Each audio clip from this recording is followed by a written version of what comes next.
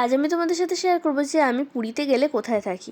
আমি পুরীতে গেলে বিড়লা গেস্ট হাউসে থাকি, আর এইটা হচ্ছে লাইট হাউসের কাছাকাছি অবস্থিত। তো এখানে সি বিচটাও একটু ফাঁকা ফাঁকা থাকে, আমার স্পেসিফিকভাবে খুব পছন্দ। আর বিড়লা গেস্ট হাউসটা অপূর্ব সুন্দর, সামনে পিছনে বাগান, গাছের সমাহার রয়েছে, আর অনেকটা বড় এরিয়া নিয়ে রয়েছে বিড়লা গেস্ট হাউস। আর এর রুমগুলো খুবই স্পেসিয়াস আর খুবই নিট অ্যান্ড ক্লিন। তো আমার স্পেসিফিকভাবে বিড়লা গেস্ট হাউস খুবই পছন্দ। আর এইটার যে অ্যাটাচ ব্যালকনিটা সেটা হচ্ছে সি ফেসিং, যেইটা অপূর্ব সৌন্দর্য বাড়িয়ে তোলে। আর এখানকার যেই ওয়াশরুমটাও কিন্তু খুব ভালো, খুব neat and clean and spacious and sea facing.